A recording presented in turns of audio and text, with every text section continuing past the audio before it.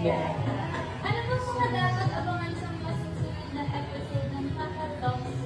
Please invite everyone to watch! Habang ako nagluluto kayo Rich Park. Ang hirap ito multitasking na nakakabilib actually. Mahirap to.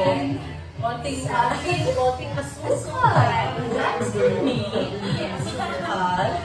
Ayan nga, mga kayo Rich Park, dapat yung abangan sa Maka Love Stream ay ano na nga ba ang mga susunod na kaganapan Oo. sa relationship Yes. faith kasama ang mga kaibigan niya, ang family niya, at syempre mga ka-love interest dyan, sila Shan at Anton.